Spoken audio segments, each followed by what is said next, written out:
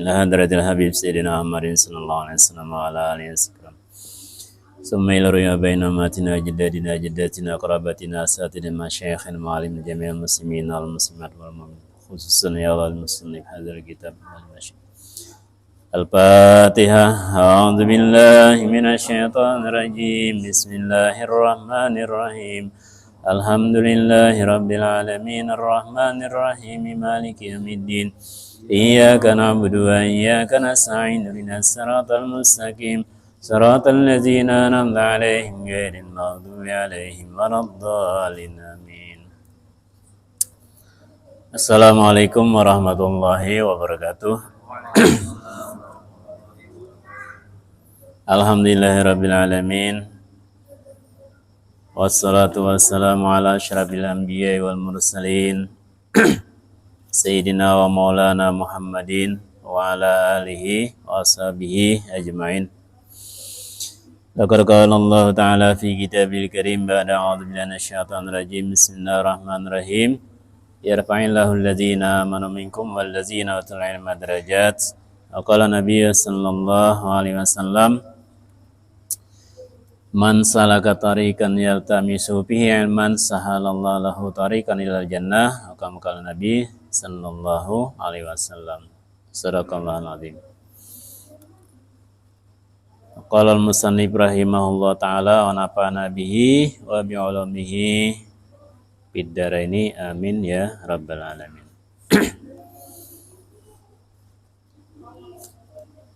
Alhamdulillah hadirin jamaah Masjid Darun Najah, jamaah Majelis Talim Darul Falah wal Dawah yang sama-sama mengharap ridha Allah Subhanahu wa taala. Kembali kita bersyukur kepada Allah Subhanahu wa taala yang mana saat ini Allah masih memberikan kesehatan, memberikan taufik hidayah kepada kita sehingga kita bisa kembali berhadir dalam majelis talim yang membahas tentang kajian ilmu fikih kitab Safinatul Najah Syekh Salim bin Sumair. Alhamdulillah hadirin sekalian, kemarin kita sudah mempelajari tentang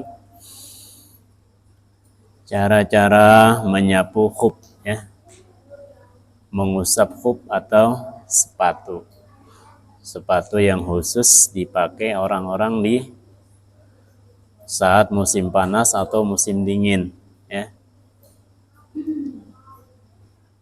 yang sering diamalkan di luar negeri nih, yang sering dipraktekkan ya. Kalau Indonesia ini jarang saya lihat itu.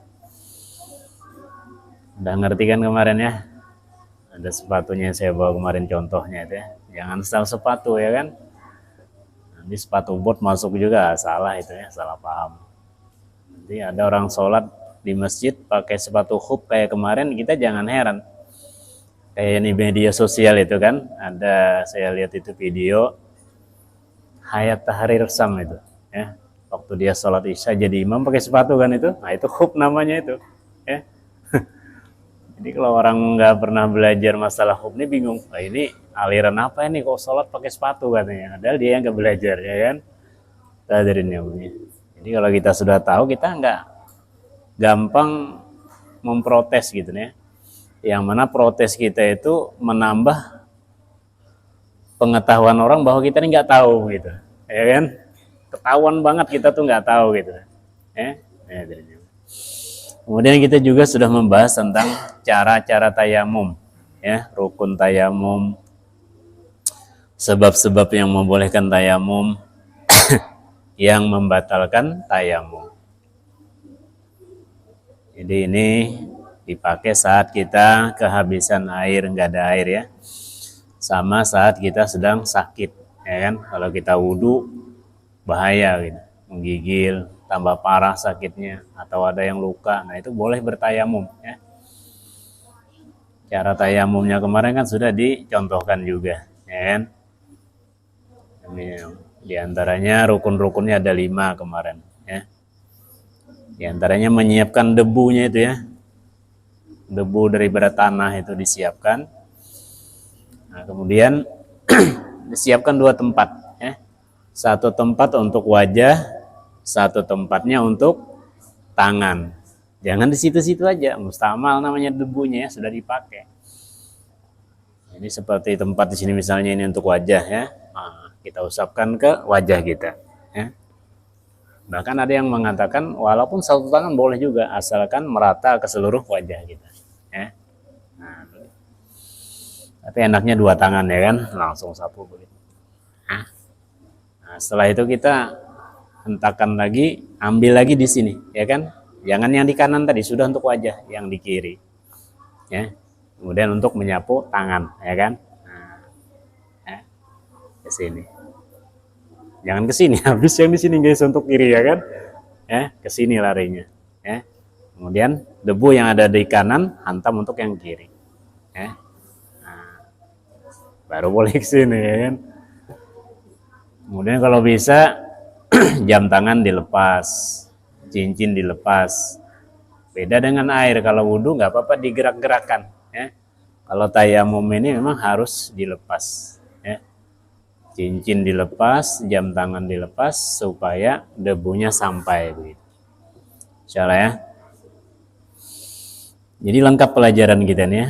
Kalau umpamanya nggak jelas juga, silahkan diulang mendengarkannya, ya kan?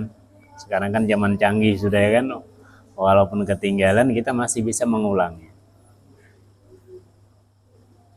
Tapi tetap ya lebih afdal kita belajar itu langsung berguru, ya kan?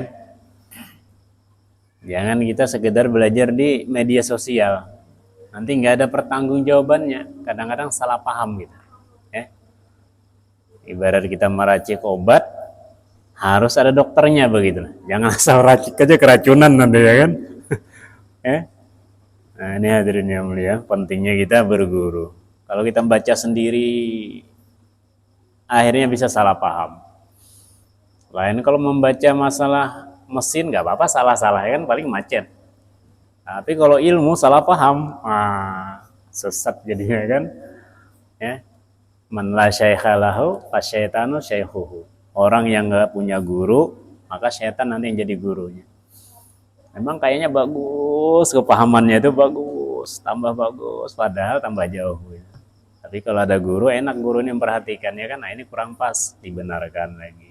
Itu pentingnya kita berguru. Walaupun nggak ada salahnya juga kita sering-sering juga mendengar yang ada di media sosial itu. Yang penting kita ada pengembalian untuk bertanya dengan seorang guru kita. Insyaallah ya. Nah, kemudian hadirin yang mulia, kemarin yang belum sempat kita sampaikan adalah yang termasuk sunnah dalam bertayamum. Ini biar kita tahu, ya kan? Kemarin kita sudah mengetahui sebab yang membolehkan tayamum, rukun tayamum, yang membatalkan tayamum. Sekarang yang penting kita sampaikan sunnah-sunnah dalam bertayamum. Ya. Sunnah bertayamum yang pertama adalah membaca Bismillahirrahmanirrahim. Ya, membaca basmalah. Basmalah itu Bismillahirrahmanirrahim. Bukan berarti kita basmalah. Oh bukan ya kan? Bismillahirrahmanirrahim. Cuma itu singkatan daripada bahasa Arab. Kalau ta'awuz, a'udzubillahi minasyaitonir rajim. Kalau haukalah, la haula wala quwata illa billah. Kalau hamdalah, alhamdulillahirabbil alamin. Kalau basmalah, bismillahirrahmanirrahim.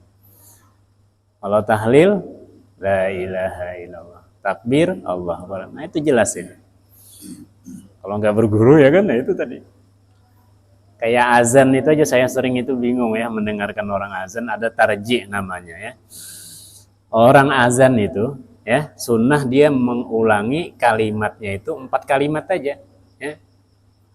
Allahu akbar, Allahu akbar, itu Kang azan ya. Allahu akbar, Allahu akbar. Nah, yang azan itu dia sunnah mentarji. Baca dia asyhadu an la ilaha illallah, asyhadu an la ilaha illallah, asyhadu anna Muhammadar Rasulullah, asyhadu anna Muhammadar Rasulullah, yang pelan ya, pelan aja. Baru dia asyhadu an la ilaha illallah. Begitu sebenarnya tarjinya. Sebagian saya lihat karena nggak berguru, sebelum dia asyhadu an la ilaha illallah, asyhadu an la ilaha illallah dulu ya. Saya sering mendengarkan di azan gitu ya, ada saya dengar itu. Jadi di azan begini ya, Allahu Akbar, Allahu Akbar, Allahu Akbar, Allahu Akbar. Baru dia baca pelan-pelan, asyhadu an la ilaha illallah, asyhadu an la ilaha illallah. Itu rekayasa sendiri. Nanti sebelum hayya 'alas shalah dia baca juga, hayya 'alas shalah, hayya 'alas shalah. Nah, ini dari mana ini ya kan? Karena dia nggak berguru. Padahal tarjinya itu cuma 4 kalimat itu aja untuk tukang azan. Ya. Bagi pendengar, nah itu dia harus menjawab seruan azan sesuai yang disuarakan oleh muazin. Kecuali hayya 'alas shalah dijawab dengan la haula wala quwata illa billah. Ini pentingnya kita berguru, jangan dengar-dengaran aja. Ya. Coba jangan perhatikan itu. Ada yang kayak gitu azan. Ya. Allahu Akbar, Allahu Akbar, Allahu Akbar, Allahu Akbar. Pelan dia baca. Asyhadu an la ilaha illallah. Baru pelan lagi. Asyhadu an la ilaha. Asyhadu an la, apa ini gimana belajar ini? Ya kan? Jadi perlu diketahui itu. Ya. Jadi kalau azan, tarjih bagi muazin baca asyhadu an la ilaha illallah, asyhadu an la ilaha illallah, asyhadu anna Muhammadar Rasulullah, asyhadu anna Muhammadar Rasulullah, baru dia keraskan asyhadu an la ilaha illallah gitu. Itu tarjih namanya. Kalau hayya 'alas shalah enggak bakal tarjih lagi yang muazinnya. Ya, pendengarnya saja menjawab begitu. Nah, ini pentingnya kita belajar. Sama kayak sholat itu juga ya, saya belum tanya ini yang Allahu Akbar. Nah gitu ya kan. Saya mau tanya orangnya itu dari mana dia belajar itu. Ya. Kita nggak boleh nyalahkan ya kan, karena kita belum tahu alasannya gitu. Nggak boleh kita nyalahkan orang. Ya. Cuma terganggu aja gitu ya kan. Ya. Karena ada alasan dia nggak enak katanya kanan kiri duluan. Kanan duluan biar diputar. Silahkan aja kalau ada guru atau alasannya silahkan ya. Tapi kalau kira-kira ngeliat-liat orangnya nggak usah lah diikuti, ya kan? Ini pentingnya kita belajar majlis salim, insya Allah ya. Jadi kalau bisa sering-sering. Jadi kalau ada beda pendapat kita ya silakan aja, ya. Orang beda dengan kita, jangan kita salahkan dulu. Takutnya malu kita nggak, ya kan? Padahal dia ada alasannya. Kita pegang punya kita, cuma kalau ada yang kurang pas kita luruskan. Sama kayak salam itu kan. Assalamualaikum warahmatullah, dibukanya tangan ini kan, Assalamualaikum warahmatullah, ya kan? Itu kebanyakan hadisnya itu malah makruh seperti itu, ya malah makruh.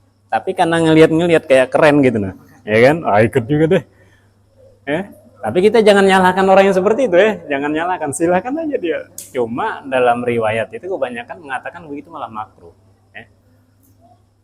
Ini orang ikut-ikutan gara-gara ikut-ikutan, gak berguru. Ya.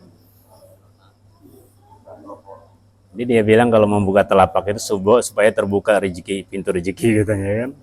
Ya silakan aja berpendapat seperti itu. Cuma alangkah baiknya kita mengikuti yang ada penjelasannya. Sama kayak kita bangkit dari sujud kedua tenang mau berdiri, ya kan? Pendapat yang paling afdal adalah ar-rahah. Telapak tangan terbuka, ya. Adapun yang seperti ini itu ulama salafi Al-Albani yang mengatakan seperti itu, ya. Kebanyakan orang meriwayatkan riwayat ulama itu dalilnya itu lemah, ya. Tapi Albani tetap dia seperti itu menganjurkan. Cuma yang paling afdal yang rahah terbuka. Ini gara-gara ikut-ikutan aja kadang-kadang itu, ya kan? Ya. Cuma boleh saja, ada memang alasannya, cuma kebanyakan ulama mengatakan lemah itu ya. Dalilnya lemah. Boleh saja seperti itu. Nah, abdalnya terbuka ya, abdalnya. Cuma karena ikut-ikutan tadi, Bang. Ya kan? Nah, jadi kita alhamdulillah dengan majelis fikih seperti ini kita tahu alasannya, ya kan? Kenapa orang bangkit dari sujud seperti ini? Karena dalilnya lebih kuat. Kenapa orang seperti ini? Itu pendapat Al-Albani, ya kan? Tokoh salafi itu, ya. Sedangkan mereka sendiri mengatakan, banyak yang mengatakan, ulama mengatakan itu pendapat yang lemah. Tapi Albani tetap memegang pendapat yang lemah tersebut. Makanya kita nggak mau menyalahkan, ya kan? Kita pegang pendapat kita, pendapat orang lain kita hargai. Yang penting kita nggak ikut-ikutan begitu nah, ya kan? Jadi kalau kita bangkit dari ruku, saya ikut salafi aja deh, silahkan, ya kan? Ini hadirin yang mulia, terserah aja, ya kan? Insyaallah ya. Ini hikmahnya kita bikin majelis seperti ini supaya tahu, berilmu begitu. Tahu itu ya berilmu. Kalau bahasa Banjar tuh kada bahapal, ya kan? Ikut-ikutan noleh orang begini, ikut begini, noleh orang begini, ikut begini. Ya kan? Jadi dengan kita punya pengetahuan seperti ini, kita tahu cara ibadah yang lebih mendekati, ya kan, yang lebih kuat, dan kita tidak mudah menyalahkan pendapat orang lain, menghargai pendapat orang lain. Jadi kalau ada orang bangkit seperti ini, tahu kita alasannya, oh itu saya Albani yang kayak gitu. Sudah, ada alasannya, jangan disalahkan, bukan gak sah. Ya. Atau ada yang Allahu Akbar, alasannya gak enak kalau kiri duluan, kanan dari duluan baru putar.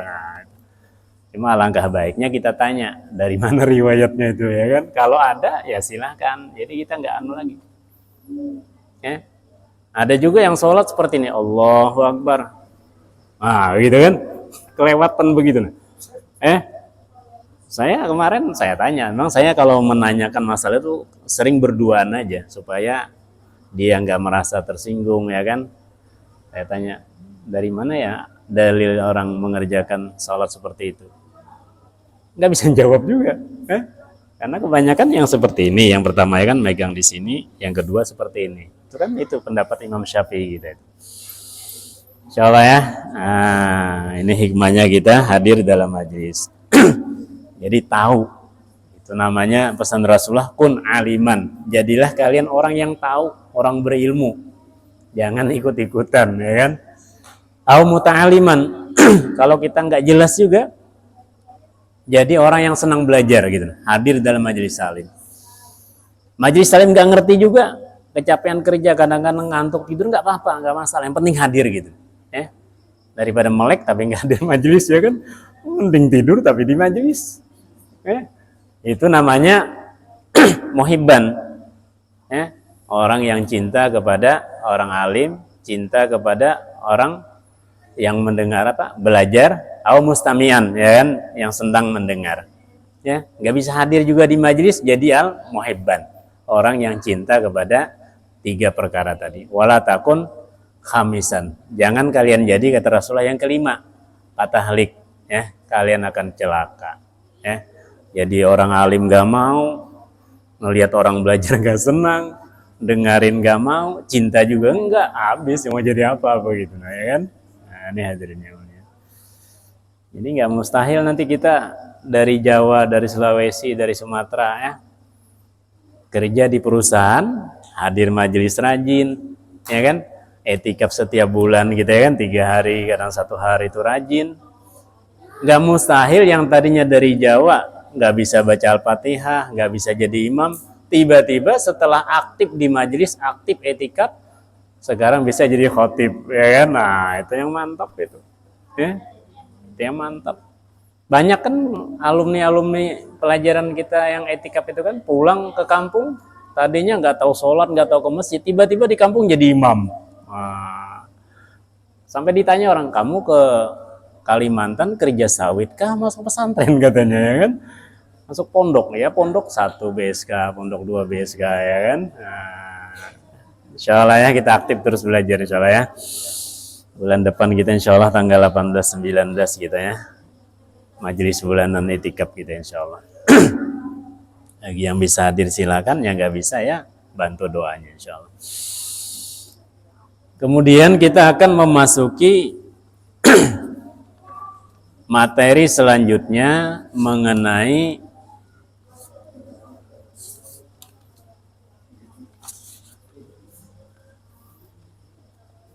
ini. Musannif melanjutkan paslun, 1 pasal atau bab, allazi yathuru minan najasati salasun.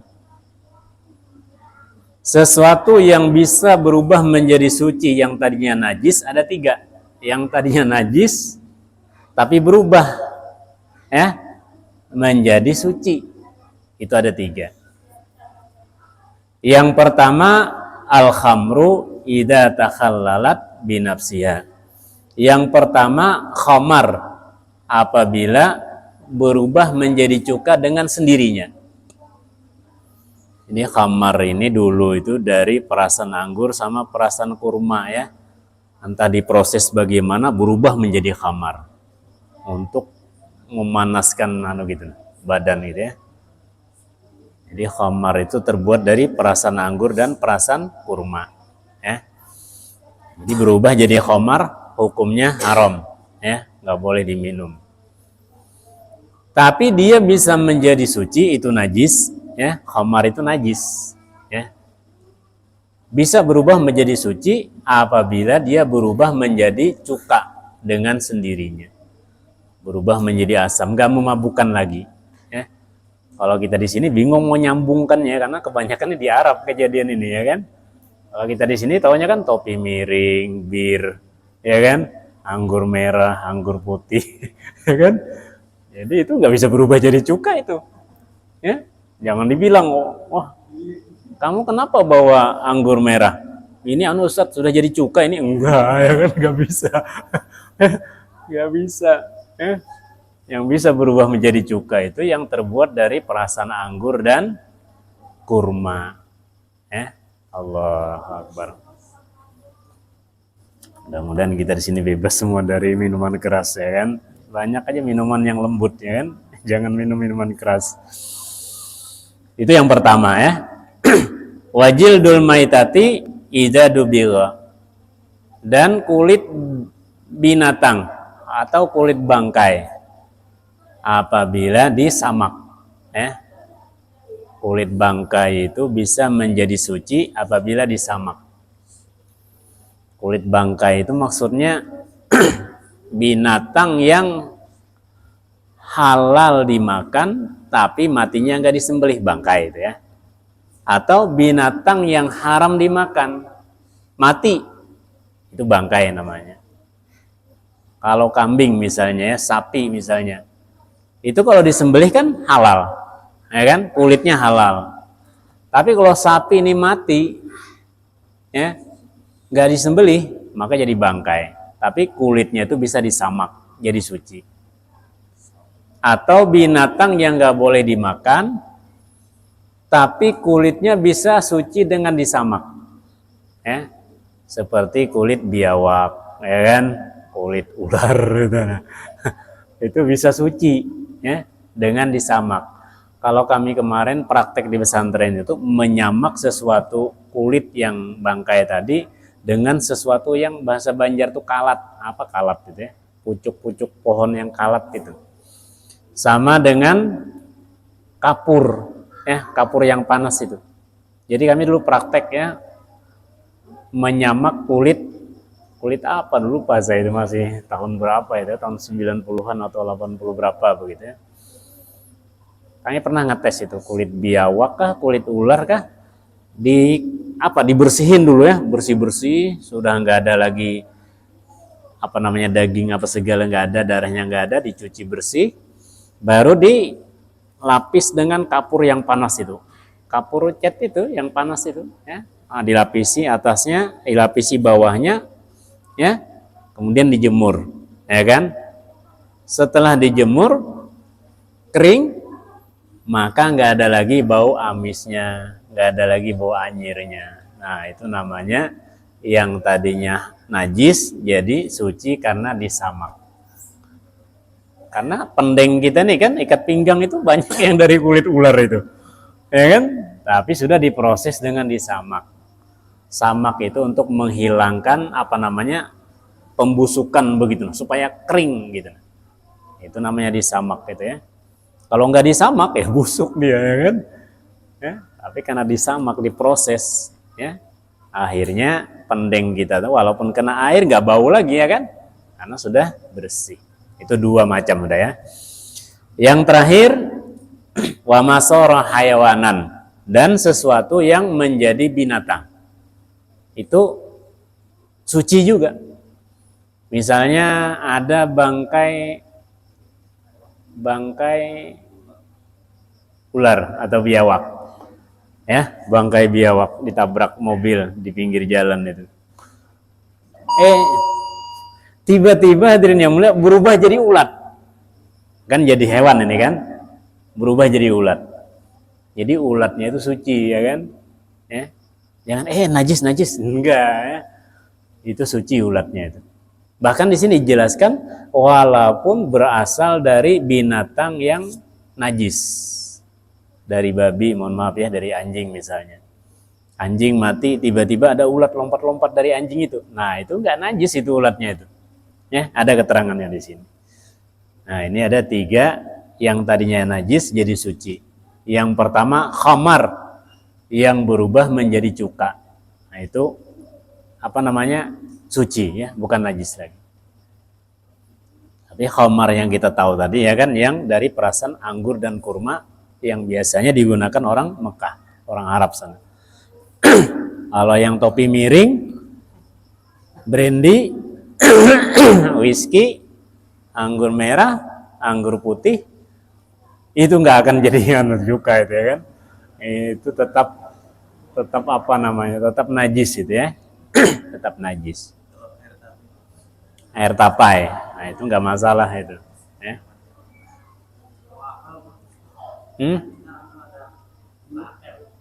Cuka apel, itu nggak memabukkan juga itu kan? Nggak apa-apa. Pokoknya yang memabukkan ya nggak boleh. Termasuk sabu-sabu, nah itu nggak boleh juga itu ya. Nggak boleh juga itu. Kalau cuka apel boleh itu insya Allah ya. Kan obat itu ya, obat lambung. Ini jelas banget keterangan insya Allah ya. Jadi 3 yang tadinya najis berubah jadi benda yang suci. Jadi cukanya tadi itu sudah apa namanya? Suci, nggak najis lagi. Boleh diminum cukanya. Ya.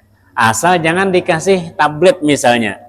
Khamar dikasih tablet tiba-tiba berubah jadi cuka. Nah, itu nggak boleh. Ini kan binafsiha, dengan berubah dengan sendirinya maksudnya. Ya. Kalau dikasih campuran, nah itu nggak boleh. Ya, tetap najis. Insyaallah. Iya, kalau dulu itu orang bikin minuman keras itu dengan fermentasi. Ya. Karena kita ini nggak pernah praktek, akhirnya membayang-bayangkan aja ya kan. Tapi insya Allah cukup aja membayangkan, nggak apa-apa juga ya. Nggak apa-apa.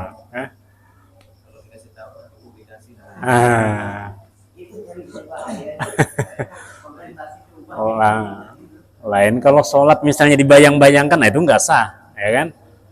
Saya sudah Ustaz membayangkan sholat isya tadi, enggak boleh. Asal iling aja, asal ingat katanya nggak boleh, ya kan? Harus dikerjakan. Ya? Kecuali pembuatan khamar ini kita nggak bisa ya kan, membayangkan aja gimana dulu. Berubah jadi khamar, nanti didiamkan entah gimana gitu nah ya. Tiba-tiba dia kalau kelamaan berubah jadi cuka. Nah, itu cukanya sudah halal ya, bukan khamar lagi. Yang kedua tadi kulit bangkai yang disamak itu jadi suci juga. Yang ketiga, yang terakhir adalah sesuatu yang menjadi makhluk hewan lain. Seperti bangkai ular tadi ya. Tiba-tiba jadi ulat. Nah, itu ulatnya insya Allah suci aja ya. Tapi nggak boleh dimakan karena menjijikkan ya.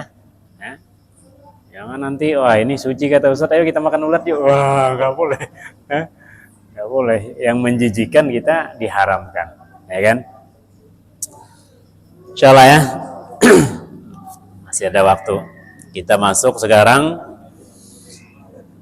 pasal atau bab yang sangat penting lagi. Nah, ini hadirin yang mulia. Pasal bab yang sangat penting yaitu paslun an-najasatu salasatun. An-najasatu salasun, mughallazatun wa muhaffafatun wa mutawassitatun. Najis yang dinamakan najis itu ada 3 ya. Jadi level najis itu ada 3. Yang pertama mughallazah, najis berat. Yang kedua mukhaffafah, najis ringan. Yang ketiga mutawassitah, najis sedang. Nah, ini kita harus kenal najis itu apa. Jadi jangan sembarangan kita ngomong najis kamu, jangan ya kan.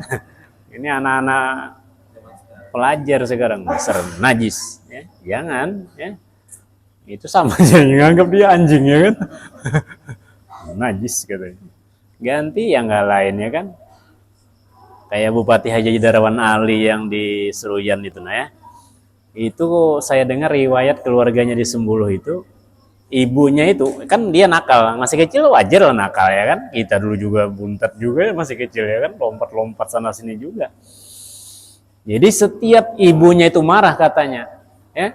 Suatu saat dia naik ke pohon katanya, pohon kayu, ya. Akhirnya bilang ibunya marah, turun bupatiku, turun bupatiku. Akhirnya jadi bupati. Kalau nyumpahin anak seperti itu, sumpahin dasar bupati kamu ini. Ah, nggak apa-apa. Imam Sudais, Abdurrahman Sudais itu, ya kan? Disumpahin ibunya juga itu. Jadi suatu saat bapaknya kan orang ulama besar, Bapak Abdurrahman Sudais itu ya, Imam Masjidil Haram sekarang itu. Ada tamu datang, tamu terhormat datang ke rumah beliau.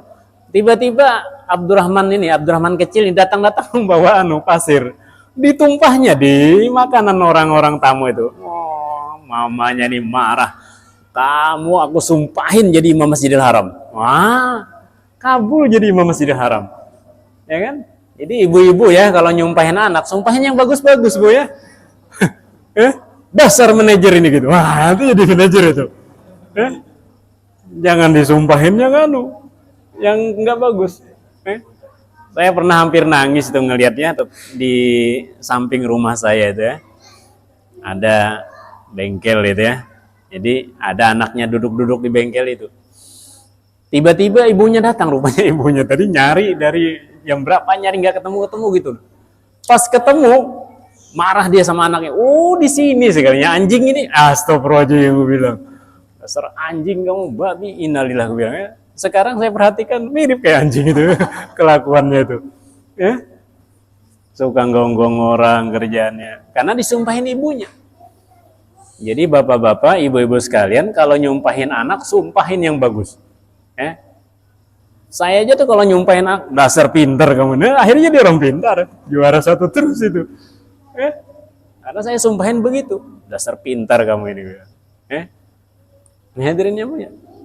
Jadi kalau kita nyumpahin anak, sumpahin yang bagus-bagus Pak ya. Ibu-ibu sekalian Bu ya, sumpahin yang bagus-bagus. Anak misalnya lompat-lompat, kamu ini dasar manajer kamu ini. Nah, gitu. Insya Allah tua nanti jadi manajer. Manajer di rumah kayak kan minimal. Ini hadirin yang mulia. Jadi hadirin yang mulia, ada 3 jenis najis. Najis ini kalau terkena kita nggak bisa dibawa sholat. Ini maksudnya kita harus kenal najis ini. Ya. Yang pertama najis mughallazah, yang kedua mukhaffafah, yang ketiga mutawassithah. Ini bahasa Arabnya. Bahasa Indonesianya mughallazah itu najis berat, mukhaffafah itu najis ringan, mutawassithah najis sedang. Nah, baru kita mengenal apa itu mughallazah. Ya. Di sini dijelaskan al-mughallazatu najasatul kalbi wal khinzir. Jadi yang dikatakan najis berat mughallazah ada 2 saja. Ya, al-mughallazu najasatul kalbi. Yaitu najis anjing wal khinzir, najis anjing dan babi. Jadi anjing, babi itu namanya najis mughallazah, najis berat. Ya. Nanti keterangannya ada kenapa dibilang berat, ya kan? Karena mensucikannya harus dengan 7 kali cuci dengan air yang bersih. Di antara 7 itu ada dicampur dengan tanah, ya, air tanah. Air tanahnya tuh nggak usah banyak-banyak, misalnya seember tanahnya enggak. Ya, asal ada sesendok ditaruh tanah di dalam air sudah. Itu air tanah sudah namanya. Ya. Hah? Sayang kalau wajan kita dijilat anjing ya kan, sayang dibuang ya kan, atau sepatu ya. Tapi kalau di sini ada sepatu yang dijilat anjing mau dibuang, buang aja ke Agro Yakob sana ya, gak apa-apa. Nah itu ya, maksud mughallazah najis berat karena mencucinya harus dengan 7 kali cucian, salah satunya dengan air tanah, air campur tanah. Air tanah itu boleh yang kedua, boleh yang ketiga, asal jangan yang pertama sama yang terakhir, ya kan? Supaya nggak mengotori begitu. Misalnya yang pertama air bersih, kedua, keenam air bersih, yang ketujuh air tanah, hancur lah, tambah kotor ya kan? Nah, itu karena nggak belajar ya kan? Ini penting kita belajar. Wafar wahdihima, dan apa yang lahir dari keduanya, ya. Misalnya ada anjing nikah sama kambing, ya, tiba-tiba melahirkan, nah itu termasuk najis juga itu. Tapi ini insya Allah nggak akan pernah terjadi, ya. Tapi siapa tahu terjadi. Wal muhaffafatu, dan najis muhaffafah, najis ringan adalah baulus sabiil lazi lam yat'am ghairal labani walam yablugil haulaini. Najis muhaffafah ringan itu adalah kencingnya anak laki-laki yang belum pernah makan sesuatu kecuali air susu ibu dan umurnya belum sampai 2 tahun. Nah, itu namanya najis muhaffafah, najis ringan. Kenapa ringan? Karena untuk mensucikannya cukup dengan dipercikan air saja, ya, dipercikan air. Tapi kalau kencingnya ada di beton gini, buang dulu, ya kan? Air kencingnya buang dulu, baru dipercikin air, begitu sudah suci itu, ya, betonnya sudah suci itu. Ini namanya najis muhaffafah. Itu kencing anak laki-laki yang belum pernah makan kecuali minum kecuali susu ibunya, air susu ibunya, dan belum berusia 2 tahun, di bawah 2 tahun. Kalau oh iya, sekarang hampir jarang ya. Makanannya banyak, serlak, ya kan? Nah, itu nggak boleh lagi, bukan muhaffafah lagi, ya. Itu syaratnya jelas banget, ya kan? Nah. Yang terakhir, wal mutawasitatu, dan najis sedang, sairun najasah, yaitu seluruh najis selain anjing, babi, dan kencing anak kecil tadi. Adapun najis mutawasitah yang pertama adalah kita harus tahu ya najisnya apa. Yang pertama adalah bangkai. Nah, bangkai kemarin kita tahu ya kan, binatang yang boleh dimakan matinya nggak disembelih, itu bangkai. Atau binatang yang nggak boleh dimakan yang sudah mati, itu bangkai namanya. Bukan berarti bangkai itu yang sudah jadi tengkorak, bukan, ya. Baru mati itu sudah jadi bangkai, itu najis, ya. Yang nah, di sini ada keterangannya, ada kecuali. Jadi bangkai itu najis, kecuali 2 macam, belalang dan ikan, dan manusia, 3, ya. Bangkai manusia, bangkai ikan, bangkai belalang, ya. Itu bukan najis, ya. Belalang ada yang mengatakan boleh dimakan, ya, sebagian. Ikan boleh dimakan, manusia nggak boleh dimakan, ya kan? Tapi dia bukan najis, ya kan? Walaupun manusia sudah mati, boleh aja dipeluk, dicium, nggak apa-apa, ya. Orang tua kita misalnya, ya kan, meninggal, nggak apa-apa, kita pegang, kita mandikan, nggak apa-apa, ya. Jangan sampai nanti salah paham, ya kan? Wih, najis ini katanya. Akhirnya orang tuanya mati nggak mau megang, ya kan? Salah paham. Makanya harus benar-benar mendengarkan. Ya ibu-ibu, ya, harus jelasnya mendengarkan, ya. Yang namanya najis itu bangkai, kecuali bangkai belalang sama ikan sama manusia, itu nggak najis. Selain itu najis, ya. Kecuali binatang yang boleh dimakan sudah disembelih, itu bukan bangkai. Ayam, ya kan, disembelih, bukan bangkai, ya. Kecuali ayam tiren misalnya mati kemarin baru disembelih, nah itu bangkai namanya, ya kan. Kan ayam ada yang orang bunuhnya dengan krek gitu, ya kan. Nah itu yang nggak boleh, ya. Kalau disembelih halal, nggak bangkai lagi. Berapa menit lagi? Biar kita kejar ini. 6 menit nanti, ya, sempat misalnya. Yang pertama bangkai, yang kedua darah. Nah itu darah itu najis, ya. Seperti darah haid itu najis, itu, ya. Darah binatang juga najis, darah manusia juga menajis, kecuali darah yang sedikit, ya. Yang ada kemarin saya dengar keterangannya itu tidak melebihi sebesar uang 100 rupiah dulu gitu, segini besarnya, ya. Nah, benggol, ya kan, nggak melebihi itu dimaafkan. Tapi kalau lebih dari itu najis, ya. Najis, insyaallah, ya.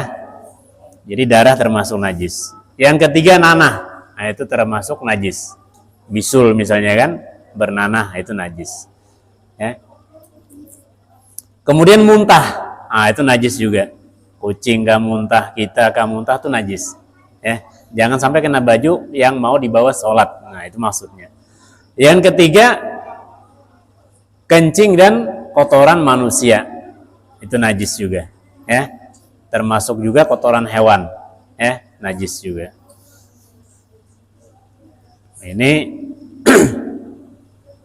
termasuk najis.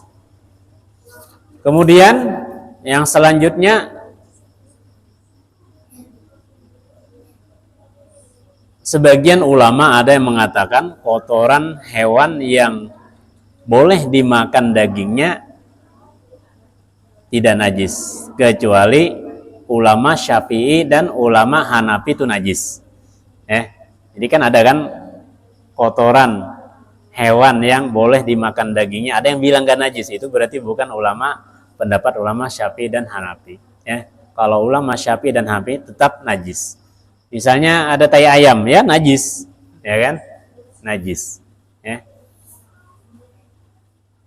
Nah, kecuali ulama Hanafi ini hadirin yang mulia, cara membersihkan najis yang binatang boleh dimakan tetap kita pakai air, ya. Tapi kalau ulama Hanafi cukup dilap saja, sudah bersih mereka. Nah, itu pendapat Imam Hanafi. Makanya kemarin saya bingung pas silaturahmi daerah Pakistan itu ya, daerah Kajir Wali Masjid itu, daerah Swabi. Jadi pas saya silaturahmi, ada kursi tempat tamu, itu ada kotoran ayam, kalau nggak dua titik, satu titik itu. Silakan duduk. Gue bilang ada tuh, ada najisnya gue bilang. Murugi gue bilang ada tai ayam itu. Maka dia ambil lap. Oh iya, ambil lap. Silakan duduk katanya. Ternyata Imam Hanafi cara membersihkan kotoran binatang yang boleh dimakan cukup dilap saja. Tapi kalau Imam Syafi'i harus dengan air. Ini beda pendapat. Dulu saya kan nggak tahu, saya kira wah apa orang ini ya, karena nggak tahu ya. Sekarang udah tahu, oh ternyata itu pendapat Imam Hanafi. Insyaallah ya. Yang terakhir, yang termasuk najis adalah mazi dan wadi, ya. Ini yang dikatakan najis. Najis mutawassithah. Adapun cara membersihkan 3 najis tersebut, insya Allah nanti pertemuan yang akan datang. Hadir semua nanti. Nanti kalau nggak hadir bahaya ini, ya kan? Tahu najisnya aja, tapi cara membersihkannya nggak tahu, ya kan? Ini namanya ilmu nggak tuntas begitu, ya kan? Insya Allah ya, kalau ada umur 2 pekan yang akan datang kita hadir lagi untuk menyelesaikan cara membersihkan najis yang 3 tadi. Najis mughallazah, najis mukhaffafah, najis mutawassithah. Gimana cara mensucikannya? Itu ada aturan yang diatur di dalam syariat agama Islam. Insyaallah kita niat insyaallah. Semoga Allah Subhanahu wa taala memberikan kita kepahaman, memberikan berkah ilmu kepada kita, memberikan ilmu yang bermanfaat dan menjadikan majelis kita ini majelis yang diterima oleh Allah Subhanahu wa taala di dunia dan di akhirat. Amin ya rabbal alamin. Al-Fatihah. A'udzubillahi minasyaitonir rajim. Bismillahirrahmanirrahim. Alhamdulillahirabbil alamin arrahmanir rahim maliki yaumiddin iyyaka na'budu wa iyyaka nasta'in ihdinas siratal mustaqim siratal ladzina an'amta 'alaihim ghairil maghdubi 'alaihim waladdallin. Amin. Amin. Bismillahirrahmanirrahim. Alhamdulillahirabbil alamin. Allahumma shalli ala sayyidina Muhammadin wa ala alihi washabihi ajmain. Rabbana fil lana dzunubana kaffir 'anna sayyi'atina tawaffana ma'al abrar. Allahumma anfa'na bima 'allamtana wa 'allimna ma yanfa'una wa zidna ilman nafi'an bi rahmatika ya arhamar rahimin. Wa sallallahu ala sayyidina Muhammadin wa ala alihi wasallam. Subhana rabbika rabbil izzati amma yasifun. Wassalamun ala mursalin walhamdulillahi rabbil alamin. Subhanallah wa bihamdihi, subhanakallahumma wa bihamdika, asyhadu an la ilaha illa anta astaghfiruka wa atubu ilaik. Assalamualaikum warahmatullahi wabarakatuh.